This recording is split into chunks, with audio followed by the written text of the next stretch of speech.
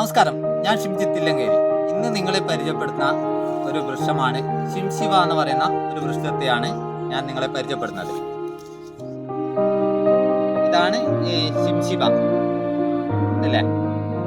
ശിംശിവ എന്ന് പറഞ്ഞ അപൂർവ ഒരു വൃക്ഷമാണ് ഈ കാണുന്നത്. ശിംശിവന്റെ പ്രത്യേകത എന്ന് പറഞ്ഞാൽ അശോകവനത്തിൽ സീതാദേവീനെ കൊണ്ടേയിരുത്തിയത് ശിംശിവ വൃക്ഷത്തിന്റെ അടിയിൽ എന്നാണ് പറയപ്പെടുന്നത്. ഇതിൻ്റെ തളിരിലകൾ നല്ലൊരു പ്രത്യേക സ്റ്റൈലായിരിക്കും. ഇലകൾ കാണുന്നില്ലേ? ഇതുപോലെയാണ് ഇതിൻ്റെ തളിരിലകൾ. ഇങ്ങനെ ഒരു അശോകത്തിൻ്റെ ഇല പോലെ തന്നെ ഏകദേശം വരുന്നുണ്ട്. അതിലും കുറച്ച് നീളത്തിൽ വരുന്ന ഒരു വൃക്ഷമാണ്. നല്ല പൂക്കളുണ്ടാവും. പൂക്കൾ കായ്ച്ചു തുടങ്ങിയില്ല. ഒരു അപൂർവ വൃക്ഷമാണ് ശിംശിവ.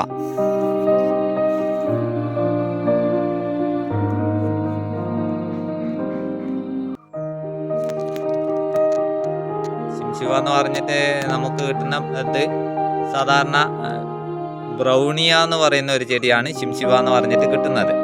ഇതിൻ്റെ തൈകൾ കിട്ടാൻ കുറച്ച് വിഷമമാണ്, എങ്കിലും ചില സ്ഥലങ്ങളിൽ ഇതിൻ്റെ തൈകൾ കിട്ടുന്നുണ്ട്.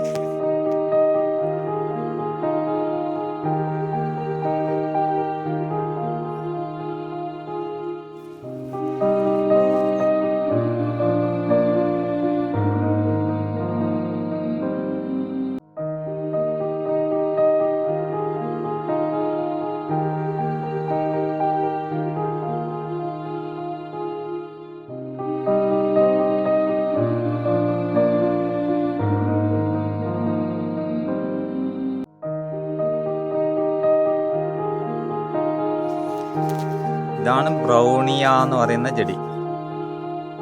ഇതാണ് ശിംശിവ എന്ന് പറഞ്ഞിട്ട് ചില ആൾക്കാർ ഇതാണ് വിൽപ്പന നടത്തുന്നത്. ശിംശിവ എന്ന് പറഞ്ഞിട്ട് ആദ്യം മേടിച്ച ചെടിയാണ് ഇത്. പിന്നീടാണ് ശിംശിവല്ല ബ്രൗണിയ എന്ന് പറയുന്ന ചെടിയാണ് അറിയാൻ കഴിഞ്ഞത്.